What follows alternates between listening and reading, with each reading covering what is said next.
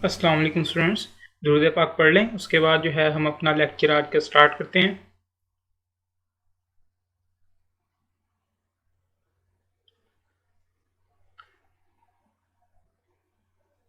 जी तो स्टूडेंट्स, हम जो है वो बात कर रहे थे अपने चैप्टर नंबर 9 के बारे में, और आज हमने बहुत ही थोड़ा सा जो चैप्टर नंबर 9 है उसको देखना है, उसके क्वेश्चन वगैरह देखेंगे कुछ, और इंशाल्लाह कल आपका जो है वो टेस्ट कंडक्ट किया जाएगा। आपने घर जाके आज का टॉपिक पढ़ाया वो रिवाइज करना है, और जो पिछला पूरा चैप्टर है इसको कम्प्लीटली रिवाइज करना है। तो चैप्टर का नाम था हमारा consequences of breach of contract, और यही हम पढ़ रहे थे कि जब कॉन्ट्रैक्ट को तोड़ दिया जाता है तो उसके बाद क्या क्या रास्ते निकलते हैं। आज हम जो चीज़ें कवर करनी हैं वो पार्टी राइटली रिसाइनिंग द कॉन्ट्रैक्ट, ये कल का थोड़ा सा पार्ट हमारा रह गया था।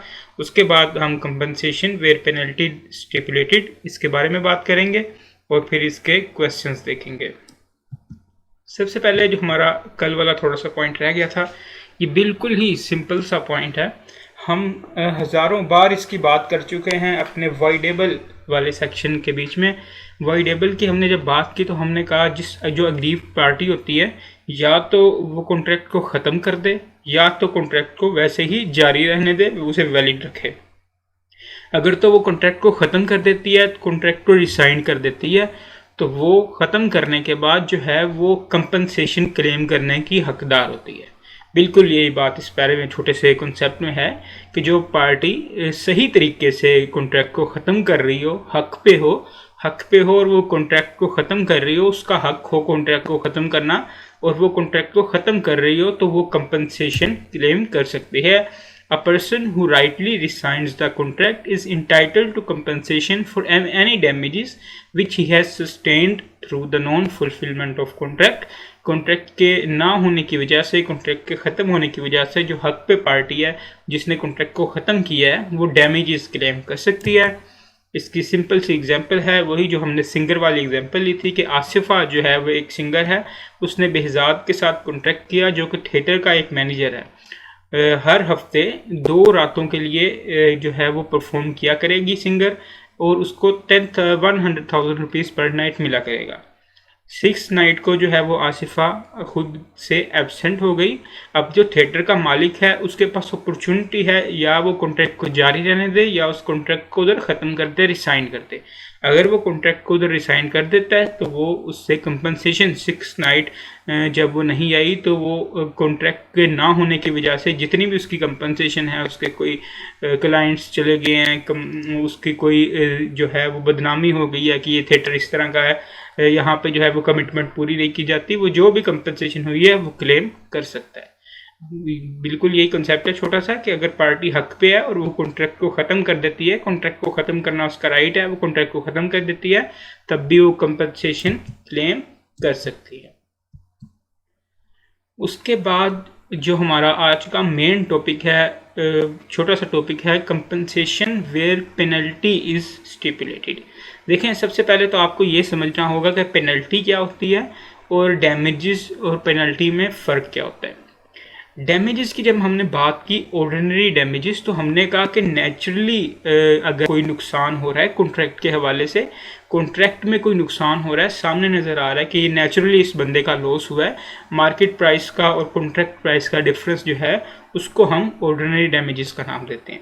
जब हमने स्पेशल डैमेजेस की बात की, हमने कहा कॉन्ट्रैक्ट में तो नज़र नहीं आ रहा, कॉन्ट्रैक्ट के हवाले से तो ये लॉस नहीं है, लेकिन इनडायरेक्टली उसका लॉस हुआ है, इस कॉन्ट्रैक्ट पे बेस करता था। इसकी हमने एग्जांपल ली, मिस्टर ए जो है वो मिस्टर बी के साथ कॉन्ट्रैक्ट कर रहा है, और कॉन्ट्रैक्ट होने के टाइम पे मिस्टर बी को पता था कि ये मिस्टर ए जो मेरे साथ कॉन्ट्रैक्ट कर रहा है, इसकी बेस पे आगे इसने मिस्टर सी से कॉन्ट्रैक्ट किया हुआ है, अगर मैंने इस कॉन्ट्रैक्ट तोड़ा तो इसका नुकसान हो जाएगा।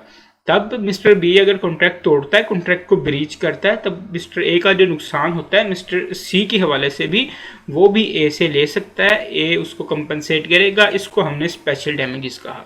दोनों में जो चीज़ कॉमन थी ना वो डैमेजेस थे, वो नुकसान था कि वाकई वो नुकसान हुआ था पार्टीज का किसी ना किसी तरीके से। ऑर्डिनरी डैमेजेस में तो सामने नज़र आ रहा था कॉन्ट्रैक्ट टूट गया, इसका नुकसान हो गया, मार्केट प्राइस इतनी बढ़ गई, मार्केट प्राइस इतनी कम हो गई, इस बेचारे का नुकसान हो गया।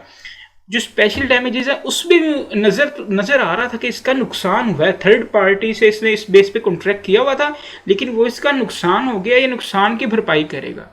पेनल्टी में वो जो अमाउंट होती है ना नुकसान की, वो नजर नहीं आ रही होती, वो हुआ नहीं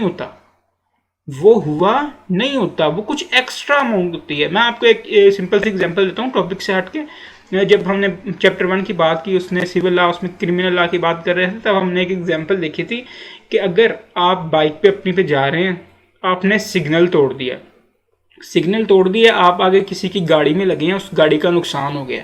अब जो गाड़ी का आप पे करेंगे वो तो डैमेजेस है, वो तो नज़र आ रहा है कि इस बंदे का नुकसान हुआ है, लेकिन फॉर एग्जांपल नुकसान नहीं हुआ, आपने सिग्नल तोड़ा, ट्रैफिक सिग्नल वाला आपको रोक लेता है, वो कहता है भाई इतने का आपका चालान हो गया। या आपने हेलमेट नहीं पहना, आपका ने जो है वो नुकसान कोई नहीं किया, किसी का नुकसान नज़र नहीं आया, लेकिन आपको जुर्माना कर दिया जाता है। इसको पेनल्टी कहते हैं। Compensation where penalty is stipulated, इसमें हम जो चीज़ देखेंगे वो तो हम अभी देखेंगे, फिल वक्त जो आपने डिफरेंस समझना है वह है डैमेजेस और पेनल्टी का, जो मैंने आपको बता दी। अब compensation where penalty is stipulated की अगर हम बात करें, द पार्टीज टू कॉन्ट्रैक्ट में stipulate at the time of its formation, जो पार्टीज कॉन्ट्रैक्ट कर रही हैं वो कॉन्ट्रैक्ट करते वक्त that one on the breach of the contract by either of them the certain specified sum will be payable as damages। वो ये contract करते वक्त ये फिक्स कर सकती है कि अगर कोई भी जो है वो डिफ़ॉल्ट कर गया, किसी भी पार्टी की जानिब से कॉन्ट्रैक्ट टूटा, तो इतने पैसे पे करेंगे हम। For example mister A mister B से कॉन्ट्रैक्ट कर रहा है कि मैं आपको 1 लाख का सामान प्रोवाइड करूंगा, आप मुझे 1 लाख रुपया प्रोवाइड करेंगे। ये वो दोनों कॉन्ट्रैक्ट कर रहे हैं और दोनों साथ शर्त रख देते हैं कि अगर हम दोनों में से कोई भी बंदा अपना कॉन्ट्रैक्ट परफॉर्म ना कर पाया, कंप्लीट ना कर पाया, कोई डिफ़ॉल्ट कर गया, तो वो 10 लाख रुपए पे करेगा। अब 10 लाख रुपए नुकसान कितना हो रहा है, अगर कॉन्ट्रैक्ट परफॉर्म ना हुआ तो 1 लाख का, ज़्यादा से ज़्यादा कुछ दिन का फ़र्क हो जाएगा, कोई पेट्रोल वगैरह का खर्चा हो जाएगा, इस तरह के कोई डैमेजेस जो साफ डैमेजेस हो जाएंगे। लेकिन उन्होंने जो पेनल्टी रखी है, जो एक उन्होंने फिक्स अमाउंट की है, उन्होंने कहा अगर कोई भी डिफ़ॉल्ट कर गया तो वो 10 लाख रुपए पे करेगा। अब साफ पता चल रहा है इतना ज़्यादा है, तो ये पेनल्टी होगी, ये डैमेजेस नहीं होंगे। बात क्या कर रहे हैं, पार्टीज टू कॉन्ट्रैक्ट जो है वो बीच में फिक्स कर सकते हैं दोनों, जब वो कॉन्ट्रैक्ट कर रहे हैं कि कोई भी पार्टी अगर डिफ़ॉल्ट कर गई तो इतने पैसे, जो पार्टी डिफ़ॉल्ट की है, जिस पार्टी ने जो है वो कॉन्ट्रैक्ट को ख़त्म किया है, कॉन्ट्रैक्ट को तोड़ा है, कॉन्ट्रैक्ट को ब्रीच किया है, वो पार्टी इतनी फिक्स अमाउंट पे करेगी। सच सम मे और may not be by way of penalty, ये जो सम है ये पेनल्टी हो भी सकता है, ये पेनल्टी नहीं भी हो सकता। जो मैंने आपको एग्जांपल दी 10 लाख रुपए, ये पेनल्टी है। अगर वो ये ना कहता 10 लाख रुपए, वो कहता है जितना भी नुकसान हुआ वो पार्टी पे करेगी, तो हम इसको डैमेजेस कंसीडर करते हैं कि नुकसान हुआ है, डैमेजेस हुए हैं, वो डैमेजेस पेएबल हैं, वो नुकसान है। लेकिन अगर उन्होंने 10 लाख रुपए की अमाउंट रख दी, ज़्यादा रख दी, एक्स्ट्रा वैगेंट रख दी, जो प्रोपोर्शनेट है डैमेजेस के, जिसका डैमेजेस से ताल्लुक नहीं, जो डैमेजेस के प्रोपोर्शनेट पे नहीं आ रही, ऐसी अमाउंट रख दी, तो उसको हम पेनल्टी का नाम देते हैं। दोनों पार्टीज जब कॉन्ट्रैक्ट कर रही हैं तो कॉन्ट्रैक्ट करते वक्त एक अमाउंट फिक्स कर सकती हैं कि भाई एक कॉन्ट्रैक्ट में फिक्स कर सकती हैं, अगर कोई पार्टी डिफ़ॉल्ट करेगी तो इतने रुपए पे करेगी, इतने रुपए पे करेगी। हो सकता है उतना ही नुकसान हो उस पार्टी को और उतने रुपए पे कर रही हो, तब तो हम कहेंगे ये बाई वे ऑफ पेनल्टी नहीं है। For example mister A mister B ने कॉन्ट्रैक्ट किया, 1 लाख रुपए का जो है वो कॉन्ट्रैक्ट, 1 लाख रुपए मालियत का कॉन्ट्रैक्ट था। उन्होंने कहा जो पार्टी डिफ़ॉल्ट करेगी वो 3 लाख रुपए पे करेगी। अब उन्होंने जो कॉन्ट्रैक्ट किया उसमें मुख्तलिफ एक्सपेंसेस थे जो पार्टी बियर कर रही थी, दूसरी प्रोमिस फॉर एग्जाम्पल बियर कर रहा था, वो कोई एडवर्टाइजमेंट कर रहा था, कोई इस तरह के खर्चे लगा रहा था, वो टोटल 3 लाख रुपए बन रहा था। तो जब वो डिफ़ॉल्ट कर गया तो वो 3 लाख रुपए उसने पे कर दिया। ये बाई वे ऑफ डैमेजेस हम कह सकते हैं, बाई वे ऑफ पेनल्टी इसको नहीं कह सकते। बाई वे ऑफ पेनल्टी की डेफिनेशन क्या है, a sum is by way of penalty when it is extravagant, ये कुछ ज़्यादा ही है, and disproportionate to the damage likely to accrue as a result of breach. Breach के केस में जितने जो डैमेजेस हैं वो अक्रू होंगे, उससे वो थोड़ा ज़्यादा ही है और उससे डिसप्रपोर्शनेट है, उसके करीब भी नहीं भटक रहा। इसकी जब हम एग्जांपल्स देखेंगे चीज़ें आपको मज़ीद क्लियर होती जाएंगी। इसका हम लास्ट पॉइंट देख लेते हैं, वो है कोर्ट। जहाँ पे भी कोर्ट आ गई ना तो बस सब केस हमारे हाथ से निकल गया। हमने शुरू में क्या किया जी, दो पार्टीज़ ने किया कॉन्ट्रैक्ट, उन्होंने एक अमाउंट फिक्स कर ली। फॉर एग्जांपल उन्होंने 1 लाख रुपए की मालियत का वो कॉन्ट्रैक्ट था, उसकी वैल्यू 1 लाख रुपए थी। उन्होंने फिक्स कर लिया कि भाई जो भी डिफ़ॉल्ट करेगी ना पार्टी, वो 10 लाख रुपए पे करेगी। अब पार्टी बी जो है वो डिफ़ॉल्ट कर गई, अब उसने 10 लाख रुपए पे करने हैं, वो चली जाती है कोर्ट में। क्या कोई भी कॉन्ट्रैक्ट जो है वो इंसान को लॉ को अप्लाई करने से, अपने लीगल जो हक है उसको इस्तेमाल करने से रोक सकता है? बिल्कुल नहीं रोक सकता, विद सम एक्सेप्शंस। वो अलग बात है, वो आर्बिट्रेशन वगैरह वाली एक्सेप्शन है, उसकी बात साइड पे करें। अभी हम जनरल बात कर रहे हैं कि कोई भी इस तरह का कानून नहीं है जो इंसान को अपना लीगल राइट यूज़ करने से रोक सके। दोनों ने कॉन्ट्रैक्ट किया था कि भाई जो डिफ़ॉल्ट कर गया वो 10 लाख रुपए देगा, ठीक है देगा, लेकिन कोर्ट के दरवाजे हर किसी के लिए खुले हैं, कोई भी बंदा कोर्ट में अप्लाई कर सकता है।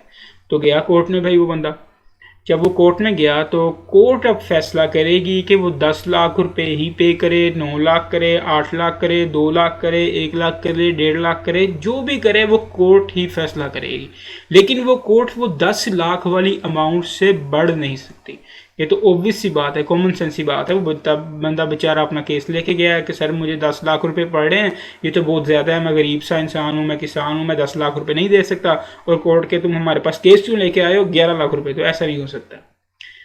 वो जो उन्होंने कॉन्ट्रैक्ट में स्टिपुलेट की हुई है अमाउंट, जो फिक्स की हुई है, स्टिपुलेट का मतलब होता है मुकर्रर करना, जो मुकर्रर की हुई है उन्होंने अमाउंट, उस अमाउंट से कोर्ट बढ़ेगा नहीं, उससे कम ज़रूर हो सकता है या उसके बराबर ही रह सकता है। कोर्ट कह सकता है कि भाई आपने जब उस वक्त कॉन्ट्रैक्ट किया तब आपने अपनी हालत नहीं देखी थी कि मैं किसान हूँ तो ये सारे मेरे मसले हैं, अब आप 10 लाख ही पे करो। या कोर्ट कह सकता है चलो यार आप क्या याद करोगे, दोनों पार्टीज बैठो, हम सेटल करते हैं, ये तुम्हें 8 लाख रुपए दे दे, तुम्हें कबूल है? वो कहता है ठीक है हमें कबूल है, तो 8 लाख पे मामला सेटल हो जाता है। अब कोर्ट जो है वो फिक्स करेगी अगर कोर्ट के पास केस चला गया तो।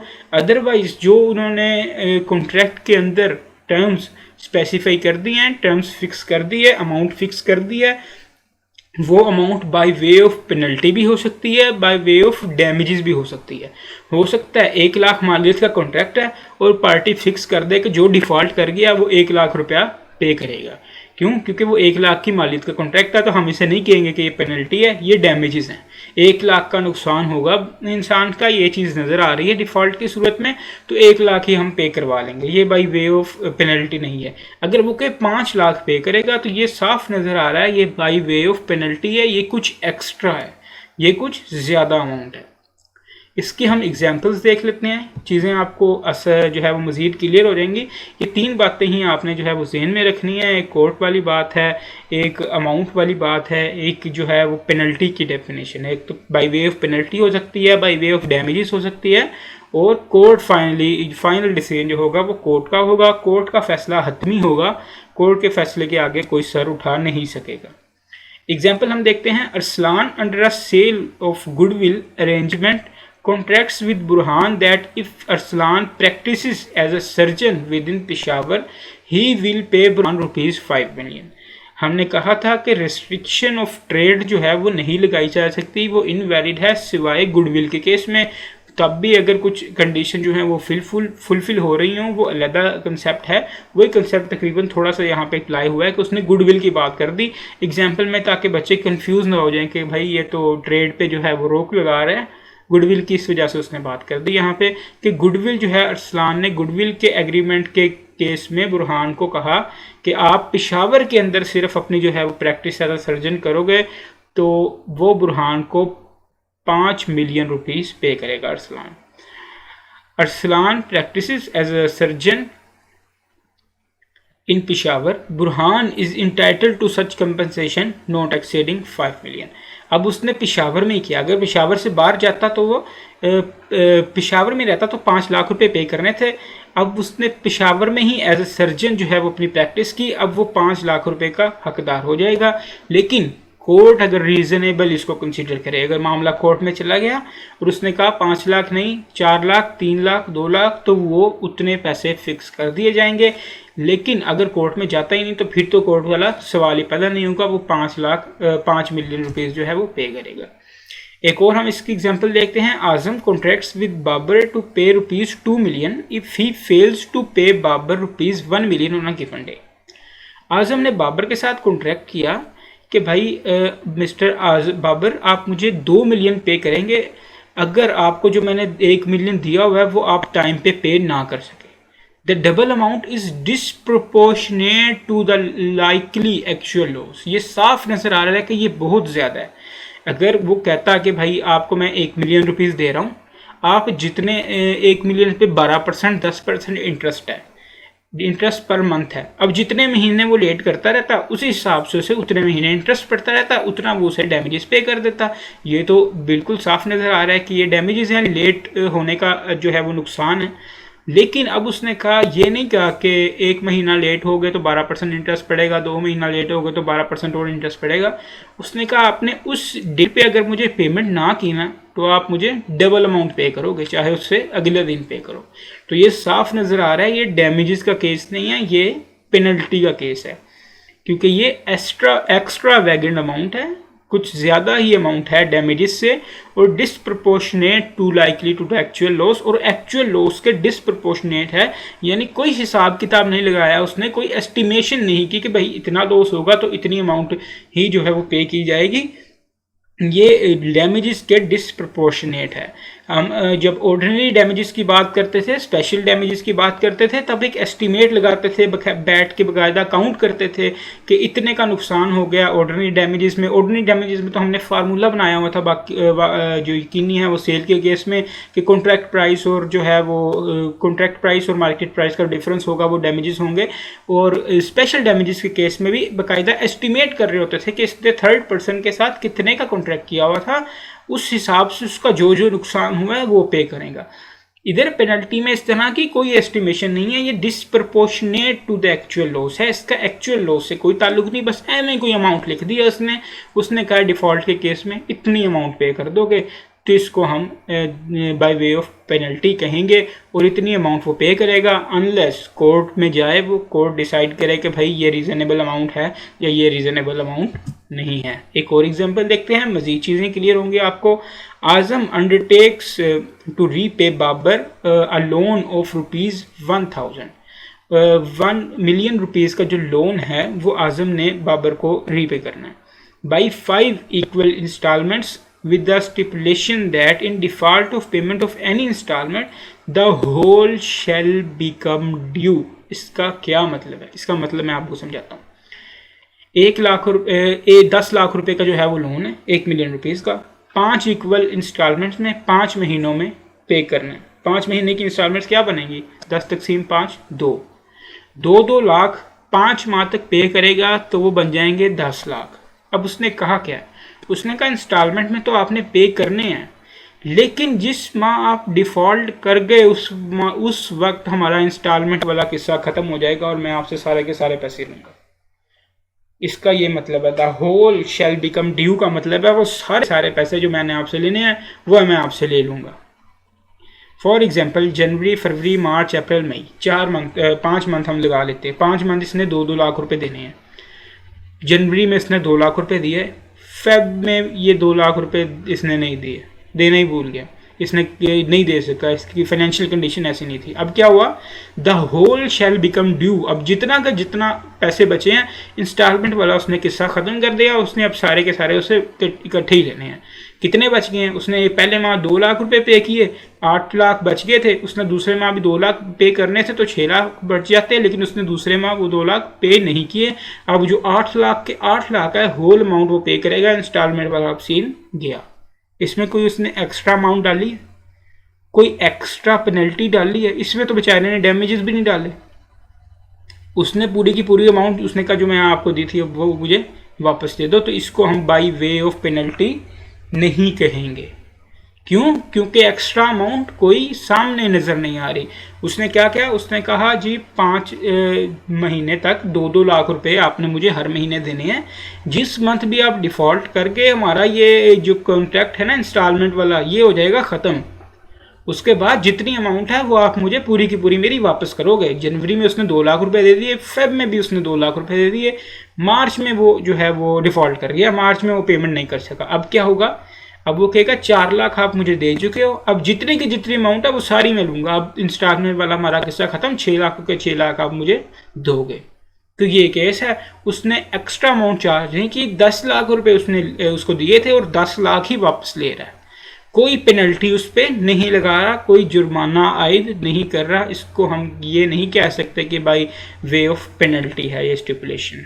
ठीक है बेट, आगे हम इसी तरह की एग्जांपल आई कैप ने दी हुई है जिसमें the stipulation by way of penalty के हिसाब से आजम बोरोज 10 लाख रुपए उसने, फिर वही वाला केस है, बाबर से लिए, and give me bond of 20 lakh rupees payable by 5 yearly installment of rupees 400,000। अब क्या हुआ, उसने 4 लाख रुपए लिए और उसने बॉन्ड्स दे दिए, जो बॉन्ड्स पे करेगा बच्चा बेचारा 4 लाख पर मंथ 5 साल तक, 4-5 20, 10 लाख रुपए दे के 20 लाख उससे पे करवा रहा है।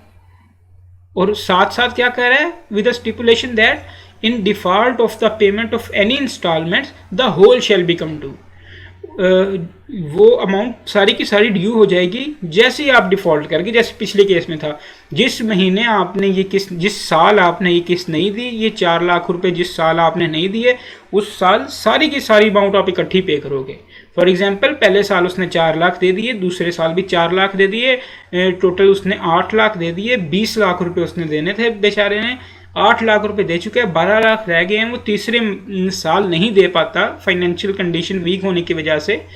तो उसको अब वो इंस्टॉलमेंट वाला किस्सा ख़त्म, अब उसको वो जो 12 लाख रुपए रहते हैं वो सारे के सारे ड्यू हो जाएंगे और वो सारे के सारे उसको पे करने पड़ेंगे। 10 लाख रुपए दे के उससे इंस्टॉलमेंट में 20 लाख रुपए ले रहा है। तो ये साफ पता चल रहा है कि ये जो है stipulation by way of penalty है, उससे इतनी ज़्यादा एक्स्ट्रा अमाउंट ले रहा है, डबल अमाउंट ले रहा है, उससे ज़्यादा अमाउंट ले रहा है। तो पेनल्टी की जो सामने निशानी होगी, वो सबसे पहली निशानी जिससे आप उसे पहचान लोगे, वो एक्स्ट्रा वैगन होगी, वो बहुत ज़्यादा होगी और डिसप्रपोर्शनेट टू डैमेजेस होगी। उसका डैमेजेस से कोई ताल्लुक नहीं होगा, रियल में जो डैमेजेस उसके हो रही हैं, असल जो नुकसान हो रहा है उससे उसका कोई ताल्लुक नहीं होगा। एक और एग्जाम्पल देखते हैं, इसकी last example, Asif who owes money to Bashir a money lender undertakes to repay him by delivering to him 10 ton of grains on a certain date। उसने भाई पैसे लिए हुए थे और उसको रीपे इस तरह करना था कि उसने 10 टन की जो है वो ग्रेन, दाने होते हैं शायद, जो भी है गंदुम कह लें आप इसको, गंदुम जो है वो 10 टन उसने प्रोवाइड करनी थी। And stipulated date he shall be liable to deliver 20 ton in the event of his not delivering by the stipulated date. अगर उसने उस स्टिपुलेटेड डेट पे, उस मुकर्ररा डेट पे डिलीवर नहीं किया तो कॉन्ट्रैक्ट में शामिल था कि वो 20 टन डिलीवर करेगा। अब साफ पता चल रहा है 10 टन और 20 टन में ज़मीन आसमान का फ़र्क है, डबल ले रहा है, ये सारी पेनल्टी ले रहा है। This stipulation by way of penalty, इसमें कहीं भी कोई भी डैमेजेस नज़र नहीं आ रहे, जितना नुकसान हुआ उतने नहीं ले रहा। वो कह रहा है बस आपने मुझे 20 टन देने हैं, ये बहुत ज़्यादा है, ये एक्स्ट्रा वैगेंट है, disproportionate to the real damages है। And Bashir is only entitled to reasonable compensation in case of breach. और अगर ब्रीच होती है तो बशीर वो रीजनेबल कंपनसेशन लेगा जो कोर्ट कहेगी, कोर्ट जो डिसाइड करेगी। कोर्ट कहती है 20 टन ही देने हैं तो 20 टन ही देने हैं, कोर्ट कहती है 15 टन देने हैं तो 15 टन ही देने हैं। ये था हमारा जो सिंपल सा केस था। आखिरी जहाँ पे हमारी जिस टॉपिक पे हम बात करेंगे वो बिल्कुल ही सिंपल सा है, इंक्रीज इंटरेस्ट एज पेनल्टी। पहले हम जो है वो इंटरेस्ट की बात करते आए हैं डैमेजेस के केस में भी, कि मिस्टर ए ने, बैंक्स की हम एग्जांपल लेते हैं, मोस्टली ये बैंक्स में हो रहा होता है। आप चले जाते हैं बैंक के पास, आप बैंक में जाते हैं, उसको कहते हैं भाई 5 लाख रुपए मुझे लोन दे दो। वो आपको पूरा एक जो पेमेंट शेड्यूल है वो सारा बना के देता है, आपको साथ 5 लाख रुपए लोन देता है और कहता है इस तरह से आपने पेमेंट करनी है, 10% इंटरेस्ट पर मंथ आपको जो है वो पे करना पड़ेगा। हर महीने आप प्रिंसिपल अमाउंट जो 5 लाख है वो तो पे करेंगे ही करेंगे, साथ 10% जो है वो इंटरेस्ट पे करेंगे। अब अगर आप किसी महीने किस्त पे नहीं करते तो आपको उसका फ्री का 10% जो है वो इंटरेस्ट पड़ जाएगा।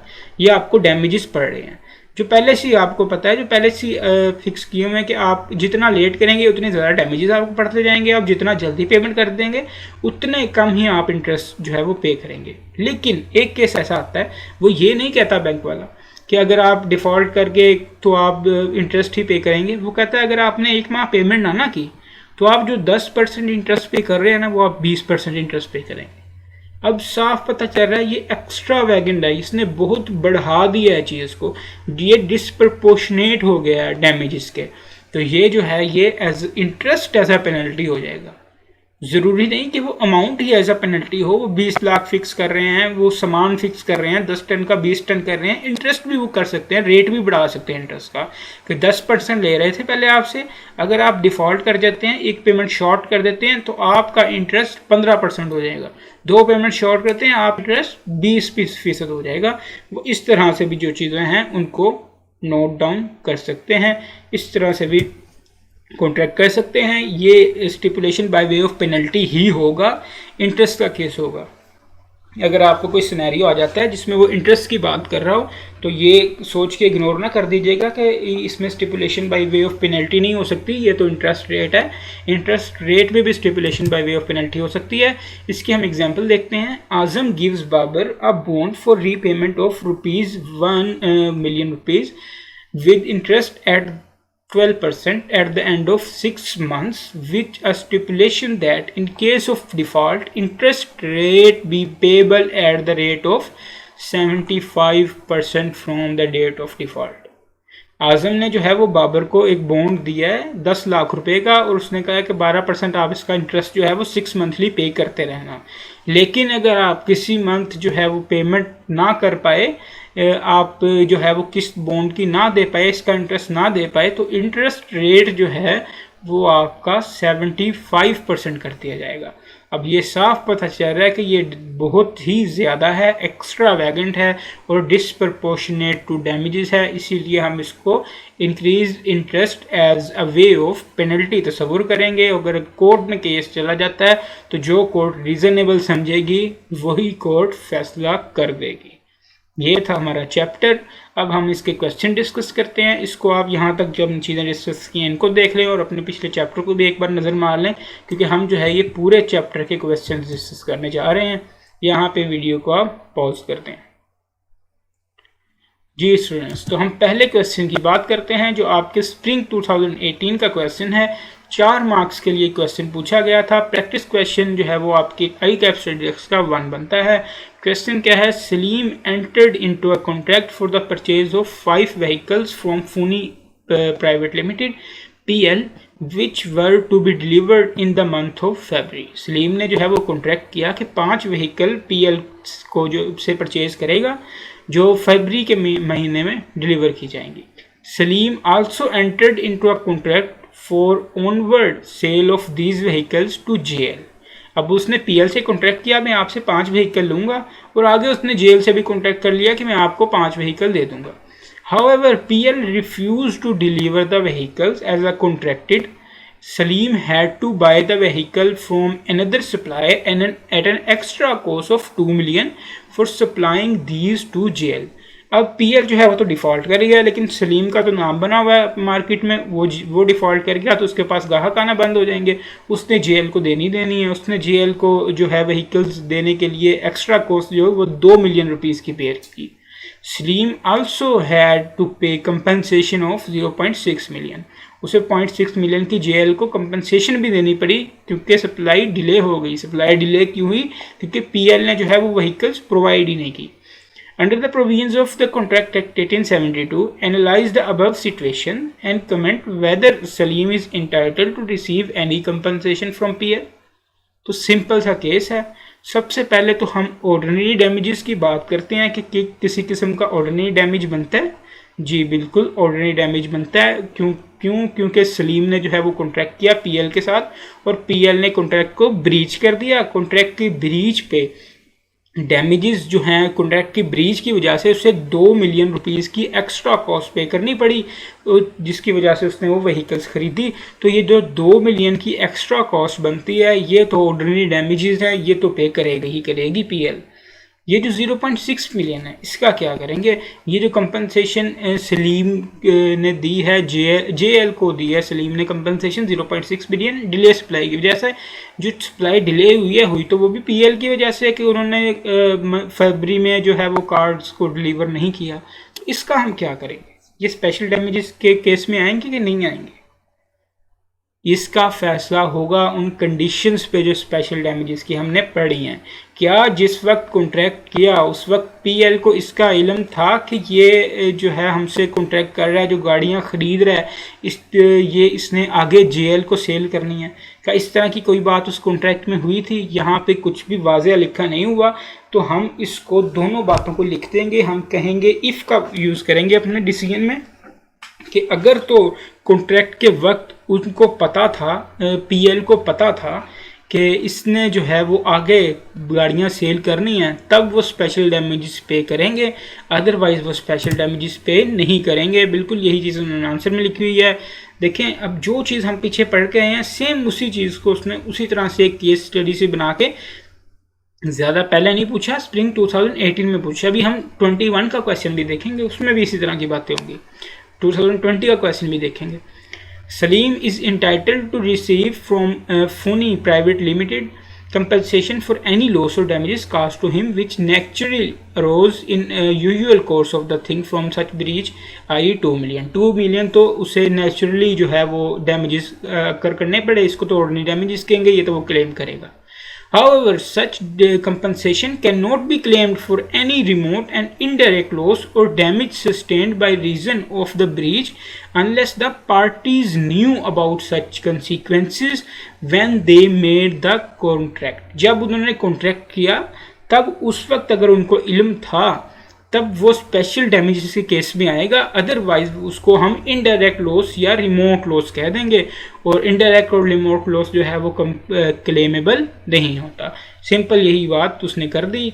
4 मार्क्स के लिए इतनी सी बात उसने पूछी थी स्प्रिंग 2018 में। इतने इजी क्वेश्चन ये आपको ICAP पास पेपर में ही जो है वो मिल रहे होते हैं। आपके पेपर में यही क्वेश्चन आ रहे होते हैं। अब स्प्रिंग 2012 का क्वेश्चन बहुत ही पुराना क्वेश्चन है, इस वजह से ये पुराने जो पहले है वो ज़्यादा फोकस उसका सिनेरियो पे इतना नहीं होता था।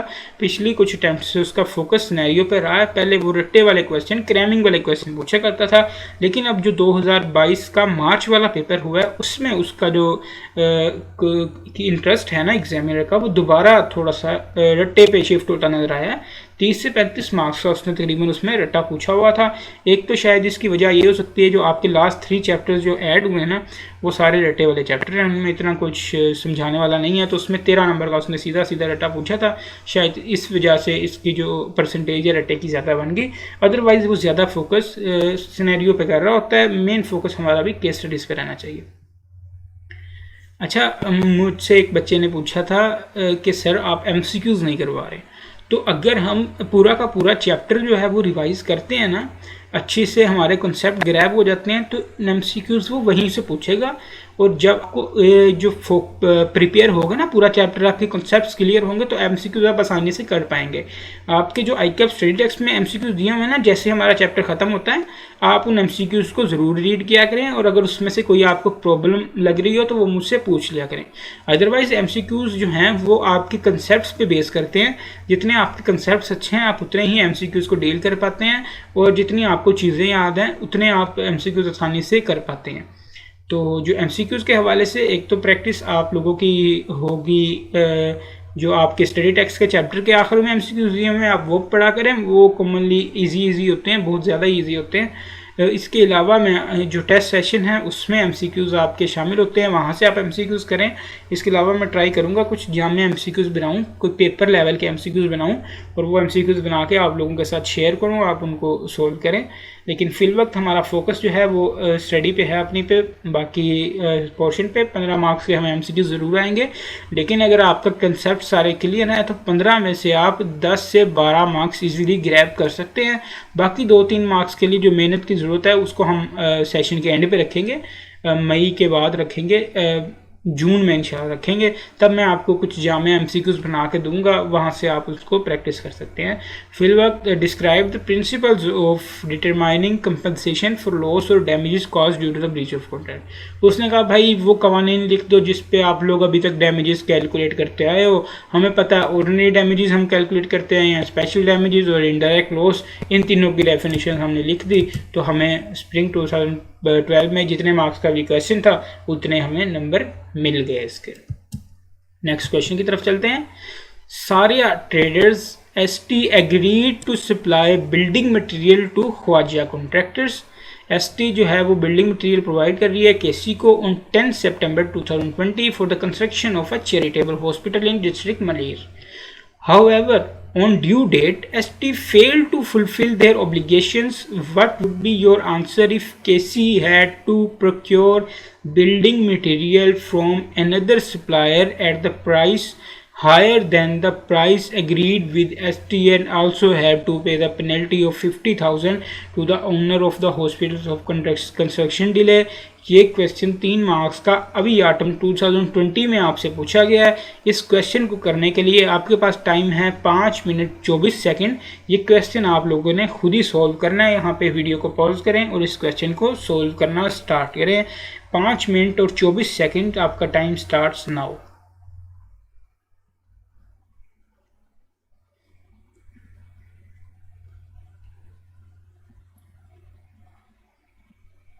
सबसे पहले क्वेश्चन को आपने पढ़ना है अच्छे तरीके से, इसको समझना है ये पूछ क्या रहा है। बिल्कुल वही चीज़ ये पूछ रहा है जो हम फर्स्ट क्वेश्चन अपना जो है वो आई कैपेसिटी टेक्स्ट का सॉल्व करके आए हैं। उसके बाद आपने सॉल्व करना है। गलत करेंगे तो ही आप सीखेंगे, जब तक आप गलती नहीं करेंगे आप सीखेंगे नहीं। इसको आप कंप्लीट सॉल्व करें, उसके बाद जो है वो इसका आंसर देखें। बिल्कुल वही पूछ रहा है डैमेजेस के बारे में जिस तरह से इसने पहले क्वेश्चन में पूछा था। ऑब्लिगेशन जो है वो फुलफिल करने में फेल हो गया जो हॉस्पिटल है। What would be your answer if KC has to procure building material from another supplier at a price higher than the agreed price ST and also had to pay the penalty of 50,000 to the owner of hospital? तो अपना हमारा answer इसके damages के हवाले से क्या होगा वो आप जो है वो लिखें। यहाँ पे वीडियो को पॉज कर दें। लिखने के बाद ये आंसर जो है ये आपकी स्क्रीन पे आ रहा है। इसका answer in this case ST is liable to pay by way of compensation to KC the difference between the contract price and the price which KC had to pay for procuring building material। ये जो ordinary damages सबसे पहले हमने जब पहला case किया उसमें भी हमने सबसे पहले ये देखा कि ऑर्डिनरी डैमेजेस क्या बन रहे हैं। वो ऑर्डिनरी डैमेजेस मार्केट प्राइस और कॉन्ट्रैक्ट प्राइस का डिफरेंस है वो उसने लिख दिया।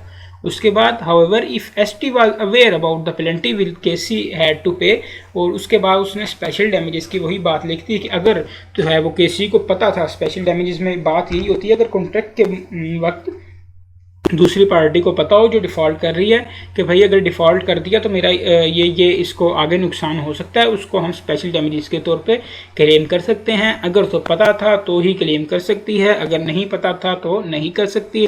क्वेश्चन में कुछ वाज़ह नहीं है तो हम बजाय इसके कि इनकरेक्ट इन्फॉर्मेशन पे अपना आंसर दें हाँ या ना में हम इफ़ का यूज़ करेंगे।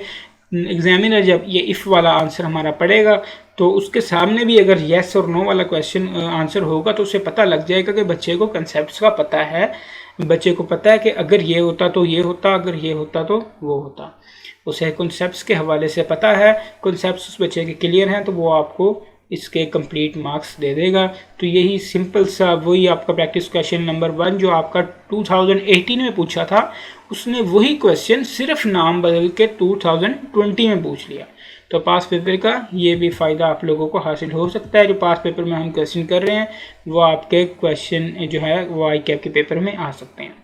अब हम मोस्ट रिसेंट की बात करते हैं। ऑटम 2021 में 5 मार्क्स के लिए यहाँ से क्वेश्चन आया। इससे आप इस टॉपिक की इम्पोर्टेंस का अंदाज़ा लगा सकते हैं अपने चैप्टर की। In June 2021, Haroon Publishers entered into a contract with Salima, an upcoming and promising author, to publish her first novel. एक हरून पब्लिशर HP उन्होंने सलीमा के साथ कॉन्ट्रैक्ट किया कि भाई आप अपना पहला नावल जो है ना वो हमें लिख के दें, हम उसको पब्लिश करेंगे। An advance of ₹100,000 was paid to Salima who agreed to share the manuscript in October.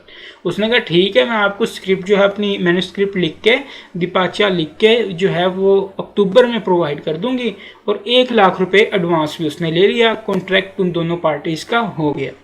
HP promised to incur promotional expenses of 300,000 in respect of the novel.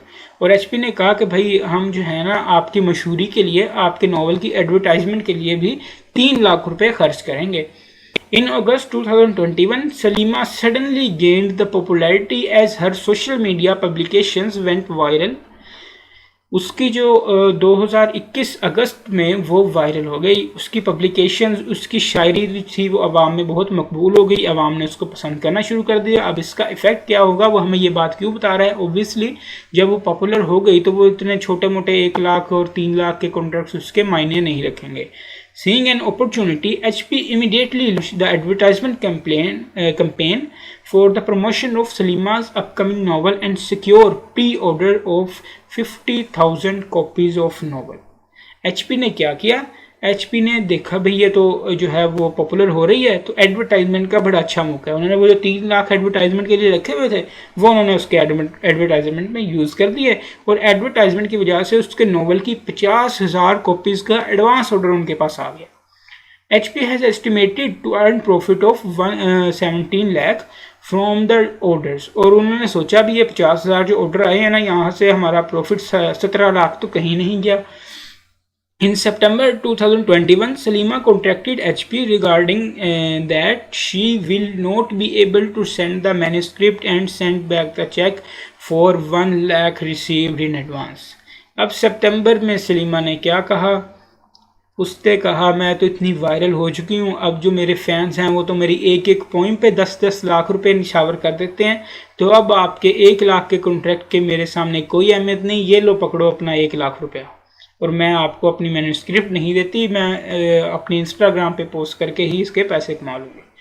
Under the contract act 1872 discuss the status of the contract and any possible remedies available to HP। अब हमने discuss क्या करना है, हमसे पूछा क्या जा रहा है, वो कह रहा है क्या कॉन्ट्रैक्ट जो है इसकी हैसियत क्या है, क्या कॉन्ट्रैक्ट है या ख़त्म हो गया, एनी पॉसिबल रेमेडीज़, और इसकी रेमेडीज़ यानी कंपनसेशन यानी डैमेजेस का क्या हिसाब किताब है HP के पास।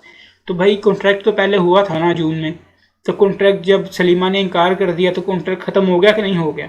ये बात बोला कोई पूछने वाली बात है? ये तो छोटे छोटे बच्चे भी इस बात को बता सकते हैं कि कॉन्ट्रैक्ट हुआ था और अब कॉन्ट्रैक्ट जो है वो ख़त्म हो चुका है। अब बात करते हैं जो मेन बात है वो है डैमेजेस की। पहले तो बात आती है जी ऑर्डिनरी डैमेजेस की। ऑर्डिनरी डैमेजेस तो उनके वो थे 1 लाख रुपए जो उसने सलीमा को दे दिए थे, और वो 1 लाख रुपए उसको वैसे के वैसे जो है वो वापस मिल गए, उनके वो डैमेजेस तो कवर हो गए। इसके अलावा ऑर्डिनरी डैमेजेस ये थे कि उन्होंने 3 लाख रुपए प्रमोशनल एक्सपेंसेस पे लगाने थे, वो जैसे ही उसकी प्रमोशन जो है वो सरगर्मियाँ, उसकी एडवर्टाइजमेंट जो है जैसे ही वो उसकी मशहूरी हुई उन्होंने एडवर्टाइजमेंट पे वो पैसे लगा दिए, तो ओब्वियसली वो पैसे भी अब वो रिकवर करेंगे। लेकिन वो जो ये 17 लाख रुपए का प्रॉफिट अपने जेहन में सोच के बैठे थे, ये जो 50,000 रुपये आ गए थे, इसका कोई कंपनसेशन क्लेम की जा सकती है? क्या ये प्रॉफिट रियली अर्नड था? ये प्रॉफिट सिर्फ वो एस्टिमेट करके बैठे हुए थे, ना ही इसके बारे में किसी किस्म की इंफॉर्मेशन थी सलीमा को, तो इनको हम किसी भी किस्म के डैमेजेस में जो फिल वक्त वो नहीं ले सकते। इसका आंसर देखते हैं। सबसे पहले status of contract. Status of contract तो भाई ब्रीच्ड कॉन्ट्रैक्ट है, कॉन्ट्रैक्ट ख़त्म हो चुका है ये कॉन्ट्रैक्ट। उसके बाद रेमेडीज़ की बात करते हैं। उसके पास जो है वो 2 रास्ते हैं अब HP के पास, या तो वो अक्टूबर आने का इंतज़ार करे क्योंकि उसने सितंबर में ही कॉन्ट्रैक्ट को ब्रीच कर दिया, या तो अक्टूबर आने का इंतज़ार करें, उसके बाद जो है वो अपने डैमेजेस बनते क्लेम करें, या तो फिर उसने सितंबर में ही ख़त्म कर दिया, तो सितंबर में उसको पता चल गया अब इसकी इंटेंशन ही नहीं है परफॉर्म करने की, इसने ख़त्म कर दिया, सितंबर में अपने डैमेजेस जो हैं वो क्लेम कर दें। बेहतर तो यही है कि जल्दी सुकून से अपने जो है वो डैमेजेस क्लेम कर दें, ताकि उसको शायद बाद में अकल आ जाए तो अक्टूबर तक अपना जो है वो कॉन्ट्रैक्ट परफॉर्म कर दे। लेकिन फिलहाल बाई लॉ जो 2 पॉसिबिलिटीज़ हैं, या तो वो अक्टूबर में अपने डैमेजेस क्लेम कर सकते हैं, या अभी कर दें डैमेजेस क्लेम। और डैमेजेस कौन से वो क्लेम कर सकते हैं, यही बात जो है वो रेमेडीज़ में लिखी हुई है। Since anticipatory breach has taken place, HP may treat the contract as rescinded and can take action immediately on receipt of Salima's notification on repudiate the contract without waiting for the actual contractual date of performance, या वो actual date of performance थी उसके आने से पहले पहले ही damages claim कर दें क्योंकि उसने कॉन्ट्रैक्ट पहले ही ब्रीच कर दिया है. Alternatively HP may treat the contract as operative and wait until the actual date of performance, या तो वो एक्चुअल डेट ऑफ परफॉर्मेंस का जो है वो वेट करें before taking the action. Salima, if she fails to perform on due date, अच्छा, in either of the case, इन दोनों में से जो भी केस हो, HP can sue Salima for damages in order to be compensated for the financial loss sustained as a consequence of Salima's breach. However, the amount damages awarded shall not be more than the actual loss suffered by HP को जो actual loss हुआ है, actual में loss हुआ है, वो जो 3 लाख रुपए का उसने एडवर्टाइजमेंट पे लगा दिया, 1 लाख रुपए जो उसने एडवांस लिया था और 1 लाख जो एडवांस लिया था वो तो उसने वापस कर दिया है. अब एक्चुअल लॉस 3 लाख रुपए जो उसने एडवर्टाइजमेंट पे लगा दिए हैं वो लॉस है उनके पास. अब वो लॉस जो है वो क्लेम कर सकते हैं. Damages will only be awarded in respect of the losses which arise naturally और which both parties may reasonably be suppose to have contemplated when the contract was made as a probable result of its breach. दोनों parties को पता था, दोनों parties को अंदाज़ा था कि इस तरह इतने जो लॉसेज हैं वो हो सकते हैं, उनको हम स्पेशल डैमेजेस कहते हैं, वो भी क्लेम किए जा सकते हैं. Therefore, HP would only be able to recover the campaign cost from Salima and will not be able to claim the anticipated profits of the pre-order, के हमारे जो 50,000 ऑर्डर वो आ जाएंगे और उसके हमारे जो हैं वो 17 लाख रुपए बच जाएंगे. वो 17 लाख रुपए वो क्लेम नहीं कर सकते. जो हमने पीछे बातें डिस्कस की हैं बिल्कुल वही इन्होंने यहीं लिख की हैं, उसी के हमें 5 मार्क्स जो हैं वो मिल जाने थे. ये 2021 का क्वेश्चन है, तो आपको अंदाज़ा हो रहा होगा क्वेश्चन पढ़ के जो हमने कंसेप्ट पढ़े हैं किस तरह से हमारी उन पे ग्रिप होनी चाहिए, तो हम इन क्वेश्चन को जो है वो टैकल कर सकते हैं. सिंपल सा ये भी क्वेश्चन था. यहाँ तक हमारा ये चैप्टर भी, इसके पास पेपर क्वेश्चन की भी डिस्कशन जो है वो कंप्लीट हो चुकी है. कल इंशाल्लाह आपका जो है वो टेस्ट डे है, कल लेक्चर नहीं होगा. अपने चैप्टर को कंप्लीट तैयार कीजिए. परसों लेक्चर शुरू होने से पहले आप लोग टेस्ट दें, उसके बाद जो है वो अपना लेक्चर जो है उसको कंटिन्यू करें. नेक्स्ट लेक्चर के साथ इंशाल्लाह परसों मुलाकात होगी. तब तक के लिए अल्लाह हाफिज़.